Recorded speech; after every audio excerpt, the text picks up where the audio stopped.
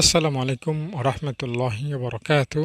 প্রিয় দিনদার ইমানদার পরহেজগার মুত্তাকি মুমিন মুসলমান ভাই ও বোনেরা, আরাফার দিন, হজের দিন, জিলহজ মাসের নবম দিন, এই দিনের গুরুত্ব, ফজিলাত, তাৎপর্য কিংবা উপকারিতা বছরের অন্যান্য দিনের চাইতে এক ধাপ নয়, বরং বহু ধাপ বেশি, বহুগুণ বেশি। এই দিনের মর্ম, এই দিনের তাৎপর্য, এই দিনের গুরুত্ব, এই দিনের ফজিলাত, এই দিনের উপকারিতা একজন মমিন মুসলমানের কাছে অনেক বেশি। একজন মমিন মুসলমানের কাছে এই দিনের গুরুত্ব অনেক হওয়া চাই। আমি আপনাকে জিলহজ মাসের এই আরাফার দিনকে কেন্দ্র করে আপনি কি আমল করবেন সেটা আজকের এই ভিডিওটিতে বলার চেষ্টা করব, যে আমল করলে আপনার কবরে আযাব হবে না, যে আমল করলে 20, 30 কিংবা 40, 50 কিংবা 60, 70 বা তার চেয়েও বেশি গুনাহ থাকলেও মাফ হবে, সেটা জানাবো। এবং আপনাকে আমি জানাবো যে আমল করলে আপনার জন্য ফেরেশতারা দিন রাত দোয়া করবে। আরাফার দিনে আপনি আমলটা করবেন, আরাফার দিন জুড়ে আপনার জন্য হাজার হাজার ফেরেশতা দোয়া করবে ইনশাআল্লাহ। আমি এই আমলগুলো আপনাকে ধাপে ধাপে, স্টেপ বাই স্টেপ বলে দেওয়ার চেষ্টা করব। যদি আপনি আমার সাথে থাকেন, ইনশাআল্লাহ শুধু মৌখিক নয়, বরং দলিল সহকারে আপনি জানতে পারবেন। প্রিয় দর্শক, আরাফার দিন শ্রেষ্ঠ দিন, আরাফার দিন খুবই গুরুত্বপূর্ণ দিন। আরাফার দিন আল্লাহ তাআলার কাছে অনেক দামি দিন। এটা বুঝার অন্যতম একটা মাধ্যম হচ্ছে সরাসরি এবং চাক্ষুষ প্রমাণ হচ্ছে হজ। আরাফার দিনে আরাফার ময়দানে পৃথিবীর প্রায় 160টা দেশ থেকে মানুষ, মুসলিমরা একাত্র হয়, একটা মাঠে জমা হয়। সেখানে প্রায় কোটি মানুষ সমাবেত হন, পৃথিবীতে ছড়িয়ে ছিটিয়ে থাকা। হজে কিন্তু সবাই যায় না, সাধারণত পাপী মানুষরাও হজে যায়, তবে যারা ধার্মিক নয় তারা সহজে হজে যেতে চান না। তো এই যে যারা হজে যান তারা বেশিরভাগই আপনি ধরে নিতে পারেন ধার্মিক, এবং আল্লাহকে পাওয়ার জন্যই তারা হজ করতে গিয়েছেন। তো এদের একটা মিলন মেলা ঘটে, মুসলিমদের একটা মিলন মেলা ঘটে। আল্লাহ তাআলাকে পাওয়ার জন্য তারা চতুর্দিক থেকে বাইতুল্লাহ বা মক্কা শরীফে গিয়ে জমা হন, আরাফার ময়দানে জমা হন। তো এই দিনটা বা আরাফার রাতটার যে অনেক গুরুত্ব, এটা কিন্তু আমরা বাস্তবভাবে কোনো হাদিস কোরআন ছাড়াই বাস্তবভাবে দেখতে পাচ্ছি।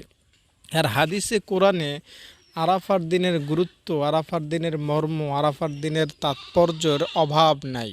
তাই ভাই বোন, বন্ধু, দর্শক শ্রোতা, আপনাকে আমাকে আরাফার দিন সম্পর্কে জানতে হবে, আরাফার দিন সম্পর্কে নলেজ রাখতে হবে। আরাফার দিন সম্পর্কে রাসূলুল্লাহ সাল্লাল্লাহু আলাইহি সাল্লাম হাদিসে কী বলেছেন, আরাফার দিন সম্পর্কে আল্লাহ তাআলা পবিত্র কোরআনে কী বলেছেন, এবং আরাফার দিনে কোন আমল করতে ওলামাগণ আমাদেরকে ওসিয়ত করেন, নসিহত করেন, উপদেশ দেন, সেটাও জানতে হবে। দর্শক, আপনি যদি আরাফার দিনটা, একটা দিনটা আমলে কাটান, আমলে সাজান, আমলে রাঙান, আমলে ঢুকে থাকেন, আমলে ব্যস্ত থাকেন, ইনশাআল্লাহ আমি আপনাকে বলছি আপনি অনেক বেশি কল্যাণ পাবেন, অনেক বেশি মুক্তি পাবেন, এবং কবরে ইনশাআল্লাহ আযাব ও গজব থেকে খুব সহজে নাজাত পাবেন, পরিত্রাণ পাবেন। এটা খুব গ্যারান্টি সহকারে বলা চলে। দর্শক, আমরা জানি শবে কদরের রাত্র সম্পর্কে। শবে কদরের রাত্র 84 বছরের এবাদতের সমান সওয়াব বহন করে। তো এই রাত্রটিকে কেন্দ্র করে অনেক অভিজ্ঞ দক্ষ ওলামাগণ বলেন যে একটা রাত্র কেউ যদি ইবাদত করে আর সারা জীবন ইবাদত না করে, সে অন্ততপক্ষে আল্লাহ তাআলার সামনে পরকালে দাঁড়িয়ে এই কথাটা বলার সুযোগ পাবে যে আল্লাহ, তুমি আমাকে হায়াত দিয়েছিলা 70 বছর, আমি আমল করি নাই ঠিক 70 বছরে, কিন্তু আমি তো একটা শবে কদর কাজে লাগিয়েছিলাম, আর একটা শবে কদর তুমি বলেছ হাজার মাসের চাইতে উত্তম, মানে 82 বা 84 বছরের সমান। তো আমাকে দিয়েছো 70 বছর, আর আমি তো 84 বছরের সমান আমল করেছি, তাহলে তো 70-70 মাইনাস হয়, আরও তো 14 বছর আমি এক্সট্রা অতিরিক্ত আমলের মধ্যে ছিলাম, সেই হিসাবেই আমাকে সওয়াব দেওয়া হয়েছে। তো আমার 70-70 মাইনাস আর 14 বছরে যে আমল করেছি ওই আমলের উসিলায় আমাকে জান্নাত দিয়ে দাও। একটা রাত্রির ইবাদত দ্বারা কেউ কেউ হয়তো বা আল্লাহ তাআলাকে এমনটা বলার সুযোগ পাবে, তবে এটা সবার জন্য প্রযোজ্য হবে না। আমরা জানি হাদিসে কোরআনে এমন ঘটনা আছে যে একজন ব্যক্তির একটা নেকি, সেও জান্নাতে গিয়েছে। আবার অনেক মানুষের ৯৯টা দফতর আছে, অর্থাৎ এত গুনাহ যে গুনাহ লিখতে লিখতে ৯৯টা খাতার দরকার হয়েছে, বিশাল বিশাল খাতা। একটা খাতা এত দূর যে মানুষের দৃষ্টি যত দূর যায় অত দূর পর্যন্ত একটা খাতা, এরকম ৯৯টা খাতা লেগেছে তার গুনাহই লিখতে। আর সোয়াবের খাতা খোলাই হয় না, এত কম সোয়াব সে করেছে, সোয়াব করেই নাই। তো এই ব্যক্তিটাকেও আল্লাহ তাআলা কালিমা পড়ার কারণে, কালিমায়ে শাহাদাত পড়ার কারণে ক্ষমা করে জান্নাত দিয়েছেন। এটাও হাদিসে আছে, আমি এটা নিজেও পড়েছি, ভিডিওতেও আপনাদেরকে বলেছি। তো আসলে সব হাদিস সবার জন্য প্রযোজ্য না, মানে সব হাদিস সবার জন্য প্রযোজ্য না মানে হলো আপনি যে আমলটা করলেন সেটা আল্লাহ তাআলার কাছে ভালো লাগলে ওই আমলটার উসিলায় আপনাকে মাফ করে দিবেন আল্লাহ তাআলা। নবীজি একবার বললেন যে একজন ব্যভিচারিণী নারী ছিল, সে কুকুরকে পানি পান করিয়ে আল্লাহ তাআলাকে খুশি করেছে, আল্লাহ তাআলা তাকে মাফ করে জান্নাত দিয়ে দিয়েছেন। জাস্ট একটা কুকুরকে পানি পান করানোর কারণে সে জান্নাত পেয়ে গেল। তো আমরা তো কত হাঁস মুরগি গরু ছাগলকে পানি পান করাই, কত কিছুকেই পানি পান করাই, কত পিঁপড়া কত প্রাণীদেরকে আমরা সাহায্য করি যারা অবুঝ, ঠিক না? তো আল্লাহ তাআলার কাছে আমার কোন আমলটা ভালো লেগে গিয়েছে সেটাই হচ্ছে মুখ্য বিষয়। বুঝতে পেরেছেন? আল্লাহ তাআলার কাছে ভালো লাগাটাই হচ্ছে আসল জিনিস। তাই আল্লাহ তাআলাকে আপনি খুশি করতে চেষ্টা করবেন। তো আমি যেটা বলতে চাচ্ছি যে আল্লাহ তাআলা সবাইকে সব কারণে ক্ষমা নাও করতে পারেন। তবে আমরা আল্লাহ তাআলাকে এটা অন্তত বলতে পারবো যে আল্লাহ আমি এই আমলটা আপনার জন্য করেছিলাম। তো আরাফার দিনটা বা হজের দিনটা, আরাফার রাতটা অনেক মূল্যবান, অনেক গুরুত্বপূর্ণ। সেই কারণে আপনি যদি এই রাত্রটা একটু আমলে নিজেকে জর্জরিত রাখেন, আমলে কাটান, আমলে সাজান, আমলে রাঙান, আমলে ব্যস্ত রাখেন, আমলে ঢুকিয়ে রাখেন, আরাফার দিন এবং রাতটা এই ২৪টা ঘন্টা আপনি অন্ততপক্ষে যদি গুনাহ থেকেও বেঁচে থাকতে পারেন তো রব্বে কারিম আপনাকে পুরস্কৃত করবেন, আপনার প্রতি খুশি হয়ে যাবেন। খুশি হওয়ার অনেকগুলো কারণ আমি দেখাতে পারি। এর মধ্যে একটা কারণ হচ্ছে এই দিনটা আল্লাহ তাআলা হজের জন্য নির্ধারণ করেছেন। আর এই দিনটাতে লক্ষ লক্ষ মানুষ হজে যান, হজ করেন। এই দিনটাতে আল্লাহ তাআলা ইসলামের অন্যতম একটা বিধান হজকে নির্ধারণ করেছেন। নামাজ রোজা না, আগে কালিমা, নামাজ, রোজা, এরপরে আর একটা জাকাত এবং আরেকটা হচ্ছে হজ। কালিমা, নামাজ, রোজা, জাকাত, হজ, এই পাঁচটার মধ্যে একটা হচ্ছে হজ। হজ এটা অন্যতম একটা গুরুত্বপূর্ণ বিধান। আর এই বিধানটা সারা বছরে কার্যকর হয় না, সারা বছর করাও যায় না, শুধুমাত্র এই আরাফার দিনেই করা যায়।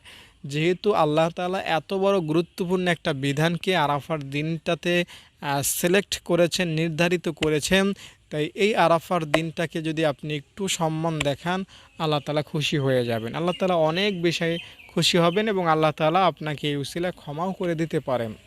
তাই দর্শক, আরাফার দিনে আমল করবেন। কবরের আযাব থেকে বাঁচার জন্য আরাফার রাত্রে একটা সূরা পড়বেন, আরাফার রাত্রে একটা সূরা পড়বেন। ইনশাআল্লাহ আপনি পরকালে আল্লাহ তাআলাকে অন্তত বলতে পারবেন যে আল্লাহ আমি আরাফার রাতে আমলটা করেছিলাম, আর তোমার নবী বলেছিল যে ব্যক্তি রাতে আমলটা করবে তার কবরে আযাব হবে না, আমি তাই আমলটা করেছিলাম, তুমি সেই উসিলায় আমাকে মাফ করে দাও। এটা আপনি বলতে পারবেন। একটা হাদিস আপনাকে প্রাসঙ্গিকভাবে শোনাই সহজে বোঝানোর জন্য বিষয়টা। নবীজি বললেন যে তিনজন যুবক কোথাও বের হয়েছে, প্রথমত তারা একটা গুহায় আশ্রয় নিয়েছে। আগের যুগে গুহাই ছিল ঘরের মতো, গুহায় আশ্রয় নেওয়া হতো, গুহায় থাকা হতো। তো একটা বিশাল পাথর এসে গুহাটার মুখ বন্ধ করে দিল। প্রবল বৃষ্টি, হাওয়া বাতাস শুরু হলো, একটা পাথর উপর থেকে গড়িয়ে গড়িয়ে ওই গুহার মুখে এসে পড়লো। পাথরটা মনে করেন হাজার হাজার টনের হবে, তিনজন কেন ৩,০০০ মানুষ ওখান থেকে উঠাবে ওরকম সম্ভব ছিল না। তাই তারা ধাক্কা মুক্কাগুলো কিচ্ছুই করেননি। তারা ভাবতেছিল যে এত বড় পাথর, আমরা তো এখান থেকে আর বাঁচতে পারবো না, তো দেখে লাস্ট চেষ্টাটা করে। কোন চেষ্টা?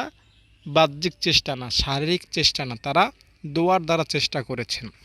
তারা তিনজন আল্লাহকে তিনটা কথা বলেছিল যে আল্লাহ, আমি তো ওই দিন একটা মেয়ের সাথে খারাপ কাজ করার সুযোগ পাওয়া সত্ত্বেও করি নাই। আবার একজন বলল, আল্লাহ, আমি তো আমার মায়ের সেবা করেছিলাম। তো এভাবে তিনজন তিনটা সৎ কাজ বলল। তো আল্লাহ তাআলা তিনজনের কথার কারণে, তিনজনের এই সৎ আমলের কারণে ওই পাথরটা পুরোপুরি সরিয়ে দিলেন এবং তারা নিশ্চিত মৃত্যুর মুখ থেকে বেরিয়ে এলেন। এটা কোনো বানোয়াট কিচ্ছা কাহিনী না, এটা কোরআন হাদিস শরীফের ঘটনা। বুখারী শরীফের মধ্যেই হাদিসটির আছে। তাই দুনিয়াতে যদি আপনি একটা সাধারণ আমল করে নিশ্চিত মৃত্যুর মুখ থেকে বাঁচতে পারেন, তো পরকালেও কবরে ইনশাআল্লাহ আমি আশাবাদী আপনি এই আমলটা করলে আল্লাহ তাআলাকে এতটুকু অন্তত বলতে পারবেন যে আল্লাহ, কবরে আযাব থেকে বাঁচার জন্য আমি আরাফার রাতে আমলটা করেছিলাম, তুমি আমার কবরে আযাব মাফ করে দাও। ইনশাআল্লাহ আল্লাহ তাআলা আপনার ডাক শুনবেন। হুজুর সাল্লাল্লাহু আলাইহি ওয়াসাল্লাম বলেছেন, হযরতে আবু হুরায়রা রাদিয়াল্লাহু তাআলা আনহু বলেন, নবীজি বলেছেন, কোরআন শরীফের মধ্যে 30 আয়াত বিশিষ্ট একটি সূরা এমন আছে যে উহা তাহার পাঠকারীর জন্য সুপারিশ করতে থাকবে। যতক্ষণ না তাহাকে ক্ষমা করা হইবে ততক্ষণ তার জন্য সুপারিশ করতে থাকবে। আর সেই সূরাটির নাম হচ্ছে সূরা মুলক। আবু দাউদ, নাসাই, ইবনে মাজা এবং মুসনাদ আহমদ শরীফের মধ্যে হাদিসটি আছে। নবী বলেন, এই সূরাটা সূরা মুলক বা এই 30টা আয়াত যে পড়বে তাকে যতক্ষণ পর্যন্ত ক্ষমা না করা হবে ততক্ষণ পর্যন্ত ফেরেশতারা দোয়া করতে এই কোরআন তার জন্য ততক্ষণ পর্যন্ত সুপারিশ করতেই থাকবে। একটা হাদিসে আছে, সূরা মুলক সম্পর্কে হুজুর সাল্লাল্লাহু আলাইহি ওয়াসাল্লাম বলেছেন যে আমার মন চায় এই সূরা প্রত্যেক মুমিনের অন্তরে থাকুক। আর এক হাদিসে আছে, যে ব্যক্তি মাগরিব ও এশার নামাজের মধ্যবর্তী সময়ে সূরা তাবারাকাল্লাযী ও সূরা আলিফ লাম মিম সিজদা পড়িল, সে যেন লাইলাতুল কদরে জাগিয়া থাকিয়া ইবাদত বন্দেগী করিল। সুবহানাল্লাহ, কিছু বুঝতে পেরেছেন? আমি কিন্তু অনেক বুঝেছি। এখানে হাদিসটিতে বলা হয়েছে সূরা মুলক এবং আলিফ লাম মিম সেজদা দুইটা সূরা পড়ার কথা বলা হয়েছে। দুইটা সূরা পড়তে যদি কোরআন শরীফ আস্তে আস্তে পড়তে পারেন 10 মিনিট সময় লাগবে। 10 মিনিট সময় লাগিয়ে দুইটা সূরা পড়লে কি হবে বিনিময়ে? লাইলাতুল কদরে জাগিয়া থাকিয়া ইবাদত বন্দেগী করার সমতুল্য সওয়াব পেয়ে যাবেন। এর চাইতে আর কি হতে পারে? এর চাইতে দামি আমল আর কি হতে পারে বলেন? আপনি হয়তো অনেক আমল সম্পর্কে জানেন, কিন্তু এর চাইতে দামি আমল আপনি আমার মনে হয় না বেশি খুঁজে পাবেন। তাই এই হাদিসটি মনে রাখবেন। লাইলাতুল কদর মানে শবে কদর, বুঝতে পেরেছেন? শবে কদরে আমল করা, এটা কি চারটিখানি কথা? 84 বছর আমল করা, 84 বছর নামাজ পড়া, 84 বছর কোরআন পড়া, 84 বছর জাকাত দেওয়া, 84 বছর জিকির করা, 84 বছর তাসবিহ পড়া, 84 বছর সূরা পড়া, 84 বছর মসজিদে বসে থাকা, 84 বছর সেজদা করা, 84 বছর রুকু করার মতো সওয়াব আল্লাহ আপনাকে দিবেন। কি করলে? মাত্র 2টা সূরা পড়লে। তাই আপনি 2টা সূরা পড়বেন আরাফার রাতে, আরাফার দিনে, আরাফার রাতে। এখানে রাতেই পড়তে বলা হয়েছে। যে ব্যক্তি মাগরিব ও এশার নামাজের সময় সূরা মুলক ও সূরা আলিফ লাম মিম সিজদা পড়বে তাকে এই সওয়াব দেওয়া হবে। তাই আরাফার রাতে মাগরিবের নামাজের পরপর এশার নামাজের আগে এই 2টা সূরা কষ্ট করে পড়ে নেবেন। যারা আমার ভিডিওটি দেখতেছেন, অনুরোধ থাকবে ভাই বোন বন্ধু দর্শক শ্রোতা, আপনি পড়বেন। আর আমার সামনে কোনো সাধারণ কিতাব না, আমি কিন্তু একটা প্রসিদ্ধ বই থেকে আপনাকে পড়ে শোনাচ্ছি। তাই আমার কথার উপর আপনার আস্থা রাখা উচিত হবে, বা আস্থা রাখলে আপনি ঠকবেন না দর্শক। এজন্য আপনি কষ্ট করে 2টা সূরা পড়বেন। যদি একেবারেই কোরআন শরীফ না পড়তে পারেন, অন্তত বাংলা হলেও দেখে দেখে হলেও পড়বেন। আর যদি সেটাও সম্ভব না হয়, অন্তত পক্ষে আরাফার রাতে মোবাইলে এই 2টা সূরা শুনবেন। একটা হাদিসে আছে, যে ব্যক্তি এই দুইটি সূরা পড়ে তার জন্য ৭০টি নেকি লেখা হয় এবং ৭০টি গুনাহ দূর করিয়া দেওয়া হয়। আর এক হাদিসে আছে, যে ব্যক্তি এই দুইটা সূরা পড়ে তার জন্য শবে কদরের ইবাদতের সমান সওয়াব লেখা হয়। ইমাম তিরমিজি রহমাতুল্লাহ হযরত ইবনে আব্বাস রাদিয়াল্লাহু তাআলা আনহু হইতে নকল করেছেন যে কিছু সংখ্যক সাহাবী এক জায়গায় তাঁবু লাগাইলেন। তাদের জানা ছিল না যে সেখানে কবর রহিয়াছে। হঠাৎ তাঁবু স্থাপনকারীরা সেখানে কাহাকেও সূরা তাবারাকাল্লাযী পড়তে শুনিলেন। এই ঘটনা নবীজি সাল্লাল্লাহু আলাইহি ওয়াসাল্লামের নিকট বলা হইলে হুজুর সাল্লাল্লাহু আলাইহি সাল্লাম বললেন, এই সূরা আল্লাহর আযাব হইতে বাধা দানকারী এবং নাজাত দানকারী। হযরতে জাবের রাদিয়াল্লাহু তাআলা আনহু বলেন, দেখুন এই হাদিসটি কত সুন্দর, কত সুন্দর। সাহাবীরা একটা জায়গায় ঘর বানালেন যেখানে কবর ছিল। ওই কবরে তারা তাবারাকাল্লাযী বা সূরা মুলক পড়তে শুনলেন। আর এই ঘটনা যখন নবীজির কাছে তারা বললেন যে ইয়া রাসূলুল্লাহ, আমরা তো কবর থেকে শুনেছি সূরা মুলক।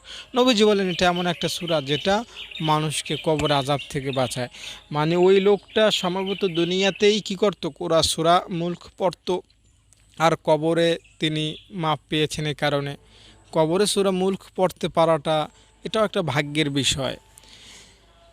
তাই ভাই বোন, বন্ধু, দর্শক শ্রোতা, আমরা আসুন এই সূরাটা আরাফার রাতে বেশি বেশি পাঠ করি। হযরতে জাবের রাদিয়াল্লাহু তাআলা আনহু বলেন, হুজুর সাল্লাল্লাহু আলাইহি ওয়াসাল্লাম ততক্ষণ শুইতেন না যতক্ষণ সূরা আলিফ লাম মিম সিজদা ও সূরা তাবারাকাল্লাযী বা সূরা মুলক না পড়তেন। হযরতে খালিদ ইবনে মাদান রাদিয়াল্লাহু তাআলা আনহু বলেন, আমার নিকট এই রেওয়ায়াত পৌঁছিয়াছে যে, এই হাদিস পৌঁছিয়াছে যে এক ব্যক্তি বড় গুনাহগার ছিল, বড় অপরাধী ছিল। সে সূরা আলিফ লাম মিম সিজদা পড়িত, ইহা ছাড়া সে আর কোনো কিছুই পড়িত না। লোকটির মৃত্যুর পর তাহার উপর এক সূরা স্বীয় ডানা মেলিয়া দিয়া সুপারিশ করিল, হে রব, এই ব্যক্তি আমাকে অনেক বেশি তেলাওয়াত করিত, তার সুপারিশ কবুল করা হইল এবং প্রত্যেক গুনাহের পরিবর্তে একটি করে নেকি দেওয়ার হুকুম হইল।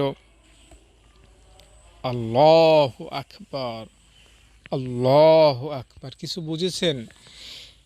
সূরা মুলক সে পড়তো, আর কোনো আমলেই তার মধ্যে তেমন ছিল না, শুধু গুনাহ আর গুনাহ, শুধু গুনাহ আর গুনাহ। তো কবরে যখন সে গেল, সূরা মুলক তাকে ডানা দিয়ে ঢেকে ফেলল। আমরা যেরকম বৃষ্টি পড়লে ছাতা দিয়ে নিজেকে ঢেকে রাখি, রৌদ্র থেকে নিজেকে আড়াল করে রাখি, তো সূরা মুলককেও জাহান্নামের শাস্তি থেকে, কবরের শাস্তি থেকে আড়াল করে রাখবে কবরবাসীকে, কারণ সে সূরা মুলক পড়তো। আর সূরা মুলক তার জন্য সুপারিশ করবে। সুপারিশ করার কারণে কি হবে, তার যদি 100 গুনাহ থাকে 100 গুনাহ আল্লাহ নেকি বানায় দেবেন কবরে, দুনিয়ায় না। তাও আবার চিন্তা করা যায়, ভাবা যায়, কবরে এটা দুনিয়ায় সম্ভব হয় যে গুনাহ মাপ চাইলো, গুনাহ নেকি হয়ে গেল, এটা স্বাভাবিক একটা বিষয়। কিন্তু কবরে গুনাহ নেকি হয়ে যাওয়া এটা অসম্ভব জিনিস। আল্লাহ তাআলা সূরা মুলকের কারণে এটা সম্ভব করবেন। তাই সূরাটা আপনাকে আরাফার রাতে আমি আপনাকে বিশেষ অনুরোধ দিয়ে পড়তে বলবো। এছাড়াও হযরত খালিদ ইবনে মাদান রাদিয়াল্লাহু তাআলা আনহু এটাও বলেন যে, এই সূরা তাহার পাঠকারীর পক্ষে কবরে ঝগড়া করে এবং বলে, আমি যদি তোমার কিতাবের অংশ হইয়া থাকি তবে আমার সুপারিশ কবুল করো, নতুবা আমাকে তোমার কিতাব হইতে মিটাইয়া দাও, ডিলিট করে দাও। অতঃপর এই সূরা পাখির মতো হইয়া যায় ও মুর্দার উপর নিজের ডানা মেলিয়া দেয়, আর তাহার উপর হইতে কবরের আযাব ফিরাইয়া রাখে।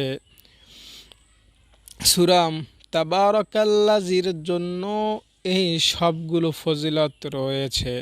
হযরত খালিদ ইবনে মাদান এই দুইটি সূরা না পড়িয়া শুইতেন না।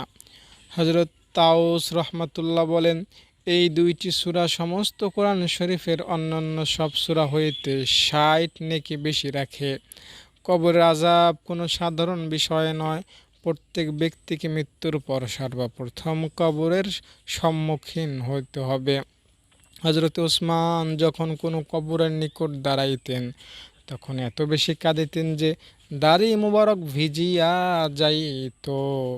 কেহ প্রশ্ন করিল, আপনি জান্নাত ও জাহান্নামের আলোচনা দ্বারাও এত কাঁদেন না যত কবর দেখিয়া কাঁদেন? তিনি বলিলেন, আমি নবী করিম সাল্লাল্লাহু আলাইহি ওয়াসাল্লামের নিকট শুনিয়াছি যে কবর হইল আখিরাতের মঞ্জিল সমূহের প্রথম মঞ্জিল। যে ব্যক্তি উহার আযাব হইতে নাজাত পাইয়া যায় তার জন্য পরবর্তী বিষয়গুলো সহজ হইয়া যায়। আর যদি কবরের আযাব হইতে নাজাত না পায় তবে পরবর্তী বিষয়গুলো উহার চেয়ে কঠিন হয়। আমি এই কথাও শুনিয়াছি যে কবরের চেয়ে ভয়ানক আর কোনো দৃশ্য নাই। প্রিয় ভাই বোন, দর্শক শ্রোতা, আপনি যদি আরাফার রাতে আরাফার দিনে সূরা মুলক পড়েন, আমি আপনাকে বলছি কবরের জিন্দেগি আপনার আলোতে আলোকিত হবে। কবরের জিন্দেগি আপনার কষ্টে কাটবে না, কবরে আপনি নাজাত পাবেন। আর ইসলামের একটা মূল নীতি হলো কবরে যে আযাব থেকে বেঁচে গেল সে হাসরেও বেঁচে যাবে, মিজানেও বেঁচে যাবে, সে পুলসিরাতেও বেঁচে যাবে, জাহান্নাম থেকেও বেঁচে যাবে, সরাসরি জান্নাতে ঢুকে যাবে। আর কবরে আযাব খেলে অন্যান্য জায়গাও ধরা খাওয়ার সম্ভাবনা বিশাল রয়েছে। তাই ভাই বোন, বন্ধু, দর্শক শ্রোতা, যারা আমার ভিডিওটি দেখতেছেন, আমি আপনাকে প্রথমেই বলবো সূরা তাবারাকাল্লাযী সূরাটা অবশ্যই আরাফার রাতে একবার হলেও পড়ার চেষ্টা করবেন। বাংলা দেখে দেখে হলেও পড়ার চেষ্টা করবেন।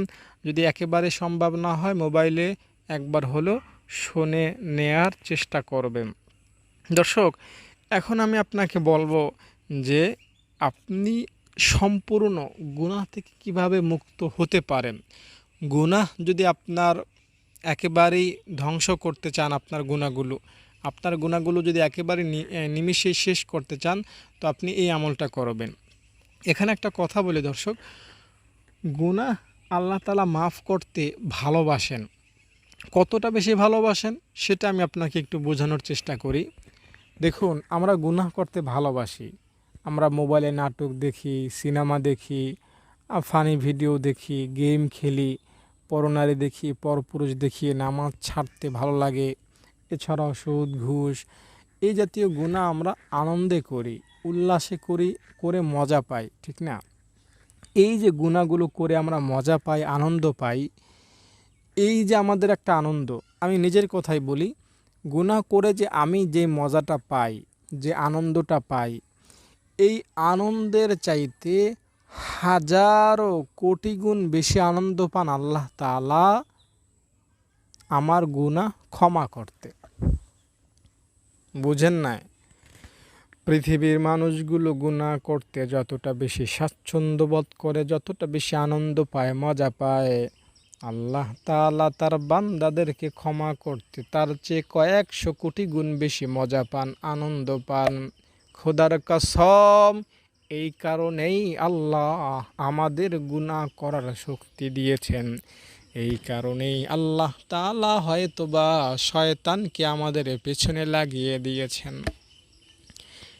ফেরেশতারা গুনাহ করতে পারে না, চাইলেও করতে পারে না। ফেরেশতারা শুধু সওয়াবই করে।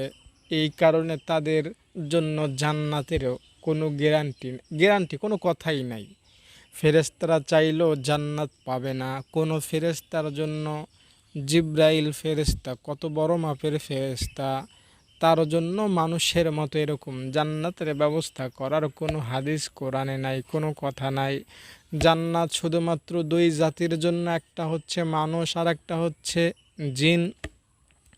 কোনো ফেরেশতারা কোনো দিন জান্নাতে যেতে পারবে না, গেলেও মানুষের খাদেম হয়ে বা অন্য কোনো কারণে যাবে, জান্নাতের মালিক ফেরেশতারা হতে পারবে না।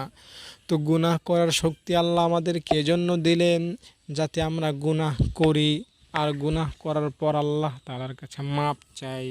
আল্লাহ তাআলা এই জিনিসটাই দেখতে চান যে বান্দা আমার কাছে মাপ চা, মাপ চা, মাপ চা।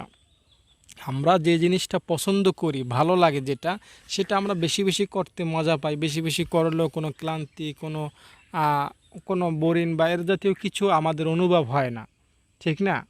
মোবাইলে খারাপ ভিডিও দেখা, নাটক সিনেমা দেখা, এগুলো সাধারণ বিষয়। গেম খেলা, সুদ ঘুষ খাওয়া, নামাজ ছেড়ে দেওয়া সাধারণ বিষয়। এগুলো তো আমাদের কষ্ট লাগে না, লাগলেও ধার্মিক হিসাবে একটু হয়তো আফসোস লাগে, আরে গুনাহটা করে ফেললাম, ঠিক না? কিন্তু করার সময় তো মজা লাগে। তো এই যে আমাদের একটা আনন্দ, এই আনন্দের চাইতে আল্লাহ তাআলা বেশি আনন্দ পান যখন আমরা গুনাহ করার পর আল্লাহ তাআলার কাছে মাপ চাই।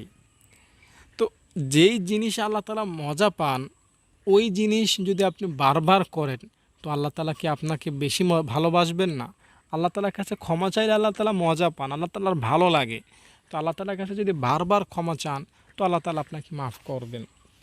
এই কথাটা আমি একদম কোরআন হাদিসের নির্যাস আপনাকে বললাম, অনেকগুলো ঘটনার আলোকে কথাটা বলার চেষ্টা করলাম।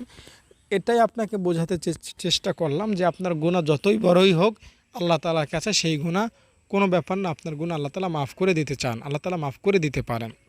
তাই গুনাহ মাফের আশায় আপনি এই আরাফার দিনে আল্লাহ তাআলার কাছে মাপ চাইবেন। 3টা নিয়ম মেনে আল্লাহ তাআলার কাছে মাপ চাইলে আল্লাহ তাআলা বেশি খুশি হন। কি সেই 3টা নিয়ম? 1 নাম্বার, আল্লাহ আপনি আরাফার রাতে, আরাফার দিনে বলবেন যে আল্লাহ, আজকে হজের দিন, আরাফার রাত, আরাফার দিন আমি তোমার কাছে মাপ চাই, আমার গুনাহের জন্য ক্ষমা চাই, আমাকে মাফ করে দাও। এই কথাটা আল্লাহকে বলবেন। এই কথাটা বলার আগে আপনি আল্লাহকে বলবেন এটা, যে আল্লাহ, আমি এতদিন ভুল করেছি, নামাজ পড়ি নাই, রোজা রাখি নাই, বেপরদায় চলেছি, সুদ খেয়েছি, ঘুষ খেয়েছি, অনেক পাপ কর্ম করেছি। এই অন্যায়ের কথা আল্লাহকে বলবেন প্রথমে, যে আমি সেই কাজ করেছি, এটা আমার ভুল হয়েছে। 2য় নম্বরে বলবেন, আল্লাহ আমি এই অন্যায়গুলো করেছি, তুমি আমাকে এখন মাফ করো। এবং 3য় নাম্বারে আপনি আল্লাহকে বলবেন যে আল্লাহ, আজকে আরাফার রাত, হজের দিন আমি তোমাকে কথা দিচ্ছি, আমি আর কোনো দিন গুনাহ করব না। এই 3টা কথা শুধু মুখে নয়, এই জবান দ্বারা যদি আসে, জবান থেকে যদি আসে, আমার সামনে হাদিসের বই, কোরআনের বই, কোরআন হাদিস লেখা আছে, এই বই ধরে আমি শপথ করছি, আমি আপনাকে বিশ্বাস যাতে আসে সেজন্য শপথ করছি, এই বই বুকে নিয়ে আমি শপথ করছি। আমি যে 3টা কথা বললাম, এই 3টা কথা শুধু মুখে নয়, অন্তর থেকে যদি আপনি বলতে পারেন আল্লাহ তাআলাকে, তো আপনার জিন্দেগির সব গুনাহ মাফ হবেই। গ্যারান্টি, ওয়ারেন্টি আমি দিচ্ছি না, গ্যারান্টি দিচ্ছি ইনশাআল্লাহ। আপনার 40, 50, 60, 70 বছরের গুনাহ একটাও থাকবে না, আল্লাহ তাআলা মাফ করবেন। আল্লাহ তাআলা গুনাহ মাফ করতে খুব বেশি পছন্দ করেন। কেউ যখন কোনো গুনাহ করে ফেলে, ওই গুনাহের জন্য মাপ চায়, তো আল্লাহ তাআলা এই জিনিসটা খুব তাৎক্ষণিকভাবে ফলাফল দেন। আবার কেউ যখন নেকির কাজ করে, ওই জিনিসটা আল্লাহ তাআলা তাৎক্ষণিকভাবে দেন। নেকি করলেই নেকি লিখে দেওয়া হয়। কিন্তু আমরা যখন আল্লাহ তাআলার কাছে এটা সেটা চাই, আমরা যখন বাড়ি গাড়ি নারী চাই, ধন দৌলত সম্পদ চাই, তো এই জিনিসটা আল্লাহ তাআলা অনেক সময় দিতে লেট করেন আমাদের কল্যাণের জন্যই। হয়তো বা সেটা পেলে আমরা আরও বেশি উচ্ছৃঙ্খল হব, বা বেঈমান হয়ে যেতে পারি, বা আল্লাহ তাআলাকে ভুলে যেতে পারি, বা জাহান্নামী হয়ে যেতে পারি।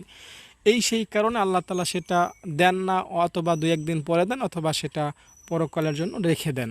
তো যেটাই হোক, দুনিয়াবি কোনো কিছু চাইলে সেটা আল্লাহ তাআলা দেন না, বা দিলেও একটু দেরি করেন, বা অনেকের জন্য সাথে সাথে দিয়ে দেন, আবার অনেকের জন্য পরকালের জন্য সেটা রিজার্ভ হিসাবে রেখে দেন। কিন্তু কেউ যখন গুনাহের জন্য মাপ চায়, সেটা আল্লাহ তাআলা তাৎক্ষণিকভাবে মাফ করে দেন।